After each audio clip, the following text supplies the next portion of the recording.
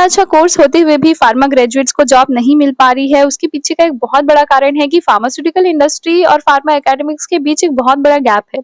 और इसी गैप को कैसे कम करना है, कैसे दूर करना है, इस बारे में हम इस वीडियो में डिस्कशन करेंगे। देखिए, प्रैक्टिकल नॉलेज बहुत जरूरी होती है फार्मास्यूटिकल इंडस्ट्रीज में जाने के लिए। और अगर रियल वर्ल्ड नीड्स को पूरा करना है तो फार्मा इंस्टीट्यूशंस को बहुत सारी चीजों पे ध्यान देना पड़ेगा। और वो चीजें क्या है? सबसे पहला तो है industry academic collaborations. You should know that कोई भी अगर इंडस्ट्री आपको लेगी तो वो स्किल्स के बेसिस पे लेगी, और केवल थ्योरेटिकल नॉलेज होने से कुछ नहीं होता। तो प्रैक्टिकल नॉलेज को बढ़ाने के लिए यहाँ पे इंडस्ट्री एकेडमिक कोलैबोरेशन बहुत जरूरी हो जाता है। और किस तरीके से इंडस्ट्री के साथ कोई भी इंस्टीट्यूट कोलैबोरेट कर सकते हैं? सबसे पहला तो एक छोटा सा इनिशिएटिव ले सकते हैं कि डायरेक्टली आप इंस्टीट्यूट में इंडस्ट्री से लोगों को, इंडस्ट्री प्रोफेशनल्स को बुलाइए, उनसे लेक्चर कंडक्ट करवाइए, वो उनको सेमिनार्स के लिए बुलाइए। और ना कि सेमिनार सिर्फ बातें ही नहीं होनी चाहिए, कुछ प्रैक्टिकल चीजें भी देखने को, सुनने को मिलनी चाहिए बच्चों को। तो इसके लिए सबसे बड़ा काम वो कर सकते हैं कि वर्कशॉप्स कंडक्ट कराएं, ताकि लोग लाइव देख सके, बच्चे लाइव सीख सके कि इंडस्ट्री में काम कैसे होता है, कैसे इंडस्ट्री प्रोफेशनल्स काम करते हैं। तो ये सारी चीजों का एक्सपोजर जब मिलेगा तो काफी चीजें अलग होगी, काफी जो डायरेक्शन है बच्चों का वो अलग हो जाएगा, काफी सही डायरेक्शन में वो जाने लगेंगे।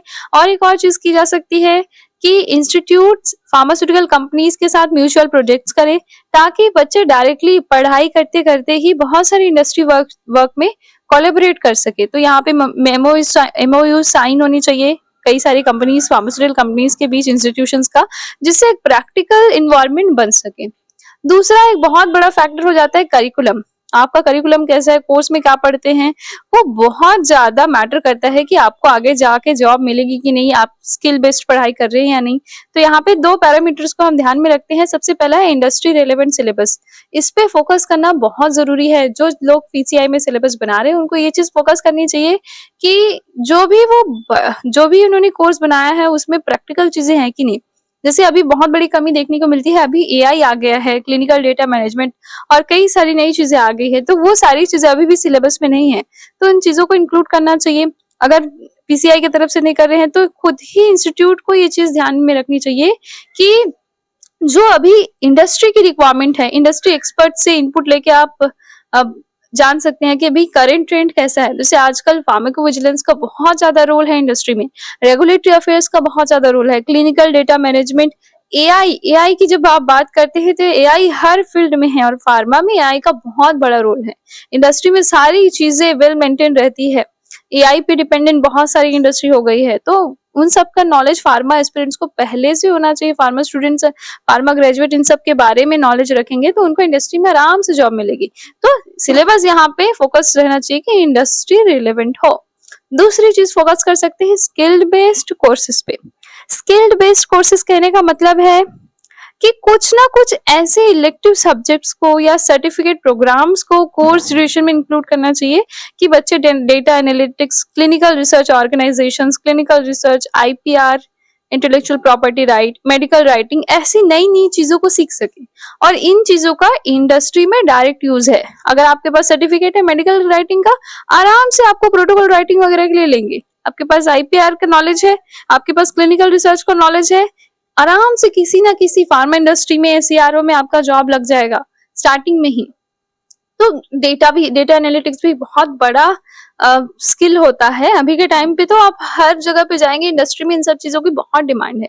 तो आप नॉर्मल अगर कोर्स पढ़ के जा रहे हो तो वहां आपका इंडस्ट्री में कुछ नहीं होने वाला। तो या ये चीजें इंस्टीट्यूट को ध्यान में रखनी चाहिए कि कोई एक स्किल बेस्ड कोर्स भी आपके करिकुलम में ऐड करे, और जितने भी सब्जेक्ट हैं उसमें इंडस्ट्री रिलेवेंट सब सिलेबस पे ज्यादा फोकस होना चाहिए। जैसे मैंने कहा एआई इन फार्मा, अब ये रिसेंट ब्रांच ऐड करनी चाहिए आपके कोर्स में। तीसरी पैरामीटर पे ध्यान देते हैं internships and industrial training. Internship and industrial training बहुत इंपॉर्टेंट है। एक बच्चा जब कोर्स कंप्लीट करता है तो वो बहुत डायरेक्शनलेस फील करता है। क्योंकि इंस्टीट्यूट ने कोई डायरेक्शन ही नहीं दिया है, तो ऑब्वियस सी बात है डायरेक्शनलेस फील करेंगे। एक फ्रेशर बच्चे को क्या पता इंडस्ट्री में कैसे जाते हैं, क्या जाते हैं, तो वो सब इंस्टीट्यूट की रिस्पॉन्सिबिलिटी होती है। दे शुड मेक श्योर कि ऐसे वो अपने प्रोग्राम को रेगुलेट करे कि उन बच्चों को बीच बीच में इंटर्नशिप के लिए जाना पड़े, इंडस्ट्रियल ट्रेनिंग के लिए जाना पड़े, ये सब मैंडेटरी करना चाहिए।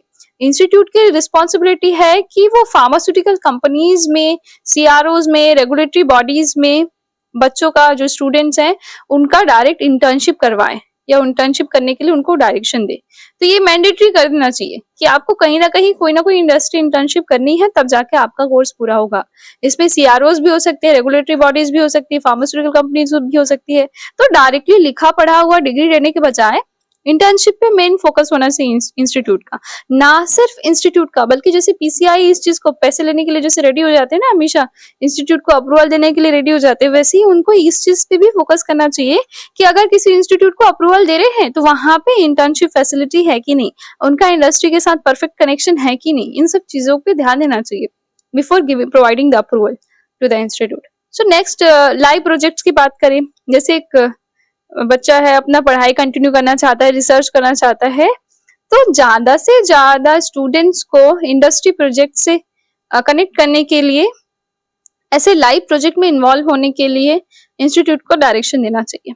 तो ये इंस्टीट्यूट की रिस्पॉन्सिबिलिटी है कि वो बच्चों को इस तरीके के लाइव इंडस्ट्री प्रोजेक्ट्स में कनेक्ट करे और वहां पे काम करने के लिए उनको ट्रेन करे। रिसर्च कोलैबोरेशंस की बात करते हैं तो ये सारी चीजें जब होती है तो बच्चा एकदम सही डायरेक्शन में जाता है। वो अपना कोर्स करते टाइम ही चूज कर लेगा कि मुझे यहाँ जाना है, मुझे इंडस्ट्री में जाना है, मुझे इस पोर्शन में जाना है। तो जब बच्चा कोर्स कंप्लीट करके निकलेगा तो वो जॉबलेस होकर नहीं घूमेगा, he will directly go to the industry, क्योंकि फार्मा पूरा प्राइवेटाइजेशन पे डिपेंडेंट है। सारी इंडस्ट्री, फार्मा जितनी भी इंडस्ट्री है, ज्यादातर मैक्सिमम उसमें प्राइवेट है, प्राइवेट ऑर्गेनाइजेशन है। और प्राइवेट ऑर्गेनाइजेशन अपने बेनिफिट के हिसाब से काम करती है। और उनको बेनिफिट कैसे मिलेगा? जब उनको स्किल्ड बच्चे मिलेंगे, और स्किल्ड बच्चे बनाने की रिस्पॉन्सिबिलिटी होनी चाहिए फार्मास्यूटिकल इंस्टीट्यूशंस की। तो इंडस्ट्री और एकेडमिक्स का ऐसा कोलेबोरेशन यहाँ पे बहुत सारे और नए एरियाज को ओपन करेगा। जैसे research collaboration, joint research projects होने चाहिए। ये मैंडेटरी होना चाहिए कि अगर कोई इंस्टीट्यूट है तो उसका किसी इंडस्ट्री के साथ अच्छा कोलैबोरेशन होना चाहिए, जहां से दोनों कनेक्ट करके रिसर्च इनिशिएटिव्स ले सके। कोई जैसे इन्फॉर्म का कोर्स है, उसमें बच्चा रिसर्च प्रोजेक्ट कर रहे हैं, तो उसको इंडस्ट्री से कनेक्ट करिए। तो यहाँ पे जो रिसर्च है वो काफी फ्रूटफुल होके आएगा। ये नहीं कि फॉर्मेलिटी आप थीसिस बना के दे दो, कुछ रियलिस्टिक चीजें यहाँ होनी बहुत जरूरी है। फंडिंग एंड स्पॉन्सरशिप, तो इसके लिए भी जो एकेडमिक इंस्टीट्यूशंस हैं उनको इस चीज पे ध्यान देना चाहिए कि वो इंडस्ट्री स्पॉन्सरशिप के लिए जाए, कई तरह के कॉन्फ्रेंसेस इंडस्ट्री के साथ कराएं। तो ये जो रिसर्च इनिशिएटिव्स है वो आगे बढ़ेंगी, फंडिंग मिलेगी, स्पॉन्सरशिप मिलेगी, तो एकदम सही आउटपुट निकलेगा। ऐसा नहीं कि एकदम कोई बच्चा डायरेक्शनलेस होके पढ़ाई कर रहा है, रिसर्च कर रहा है, जिसका कोई मीनिंग नहीं है। तो अगर उनको इंडस्ट्री से आप डायरेक्ट कनेक्ट कर दो, उनके कोर्स के दौरान ही उनके रिसर्च प्रोजेक्ट को आप इंडस्ट्री से कनेक्ट कर दो, तो जो भी आउटपुट आएगा वो इंडस्ट्री को भी बेनिफिट करेगा, इंस्टीट्यूट को भी बेनिफिट करेगा, एंड मोस्ट इंपॉर्टेंटली बच्चे को बेनिफिट करेगा। नेक्स्ट है soft skill and employability training. जब इसकी हम बात करते हैं तो यहाँ पे प्रोफेशनल डेवलपमेंट प्रोग्राम्स आ सकते हैं, प्लेसमेंट सपोर्ट आ सकता है, क्योंकि कोई भी इंस्टीट्यूट कोई भी इंडस्ट्री में जब आप जाते हैं तो वहां पे सिर्फ आपकी ये स्किल्स नहीं देखी जाती। आप कोई मजदूरी करने नहीं जा रहे हैं, सिर्फ आपका हाथ पैर चलना चाहिए, ऐसा नहीं होता।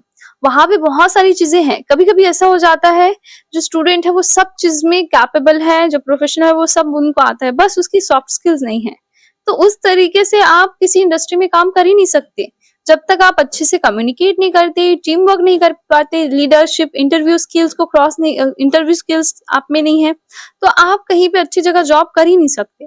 तो प्रोफेशनल डेवलपमेंट प्रोग्राम चलाए जाने चाहिए जिसमें बच्चे को communication, team work, leadership, interview skills को एनहांस करने के तरीके बताए जाए, ताकि किसी भी इंस्टीट्यूट में, किसी भी इंडस्ट्री में अपना इंटरव्यू देने जा रहा है तो उसके पास ऐसी स्किल हो कि आसानी से उसका सिलेक्शन हो जाए।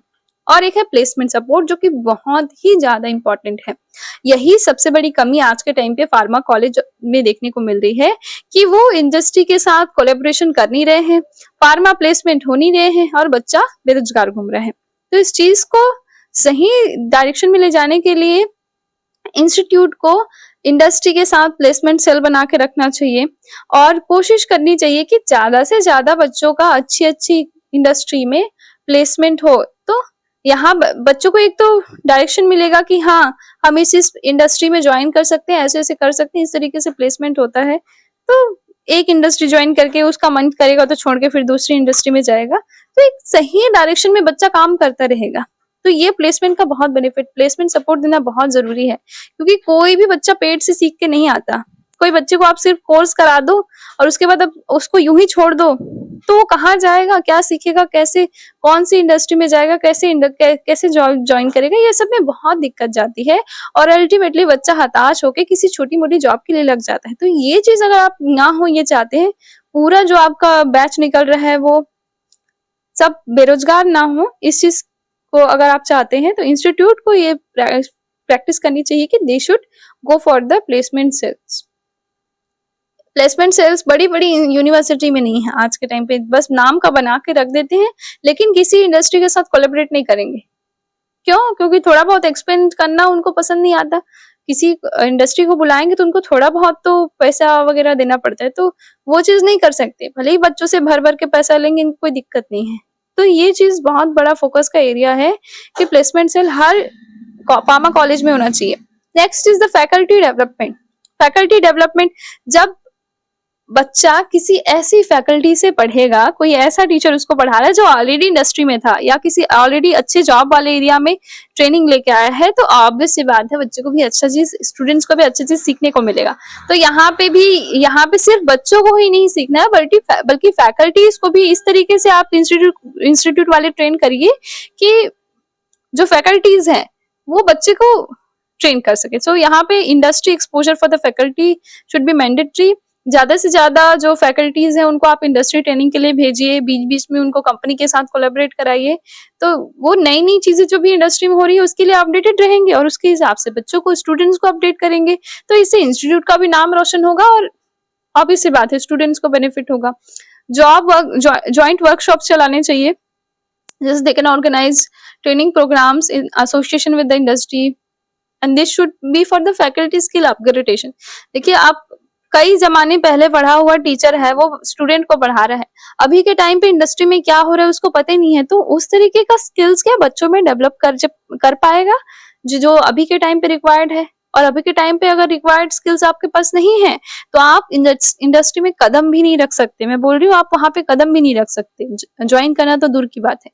इसलिए फैकल्टीज को भी काफी ट्रेंड होना चाहिए, अपडेटेड रहना बहुत जरूरी है। और अपडेटेड करने का ये तरीका है कि इंस्टीट्यूट्स को ऐसे इनिशिएटिव लेने चाहिए कि फैकल्टी डेवलपमेंट प्रोग्राम चल सके। एक और लास्ट, इनोवेशन एंड स्टार्टअप्स की हम बात करते हैं। ऐसा नहीं है कि सिर्फ जॉब ही करना है, यहाँ पे एक चीज और हो सकती है कि बच्चों को आप ऐसे ट्रेन करो कि वो खुद में इतने इंडिपेंडेंट हो जाए कि खुद की स्टार्टअप शुरू कर सके, इंडस्ट्री शुरू कर सके, और उन सब के लिए जो नॉलेज है वो आप बेसिक लेवल पे दो। तो कहीं पे भी बेरोजगारी जैसा शब्द तो आएगा ही नहीं। यहाँ पे इंक्यूबेशन सेंटर्स होने चाहिए, एंटरप्रेन्योरशिप प्रमोशन, इन सब चीजों पे ध्यान दिया जाना चाहिए। तो ये चीजें हैं जो कि बहुत जरूरी है। अब इन चीजों को करने के लिए इंस्टीट्यूट को आगे आना पड़ेगा, बच्चों को भी ये चीज इंस्टीट्यूट को बताना पड़ेगा कि हमें ये चीजों की जरूरत है, आप ये हमारे लिए करिए, तब हम वहां ज्वाइन करेंगे। ऐसा नहीं कि अंधाधुंध डिग्री के चक्कर में ज्वाइन कर लिए, लाखों रुपए दे के आप पढ़ लिए, उसके बाद बेरोजगार बैठे हो। अगर इस चीज से बचना है तो everybody you should know be aware about this. आप किसी इंस्टीट्यूट में ज्वाइन करें तो वहां देखिए कि इस तरीके का इंडस्ट्री कोलैबोरेशन है कि नहीं, और नहीं है तो आप वहां पे कोशिश करिए, आप या जहाँ पे ज्वाइन आपने कर लिया वहां पे इस चीज को प्रमोट करने की कोशिश करिए। फैकल्टीज को, टीचर्स को, सभी लोगों को यहाँ पे इंस्टीट्यूट से रिलेटेड हर किसी को इस चीज की अवेयरनेस होनी चाहिए कि इंडस्ट्री में क्या हो रहा है और कैसे हम बच्चों को इंडस्ट्री के साथ कनेक्ट कर सकते हैं। तो these are the very important aspects. अगर इन चीजों पे फोकस कर दिया जाए, 7 चीजों पे, तो मैं बता रही हूँ एक भी फार्मा एस्पिरेंट बेरोजगार नहीं निकलेगा। सच में ऐसा है, क्योंकि फार्मा एवरग्रीन प्रोफेशन है, ये बात एकदम सही है। एक फार्मा का बच्चा कभी भूखा नहीं बैठेगा, लेकिन आज भूखे बैठ रहे हैं, उसके पीछे का कारण क्या है कि इंस्टीट्यूट वाले सिर्फ पैसा कमाने पे ध्यान दे रहे हैं, बच्चों पे ध्यान नहीं दे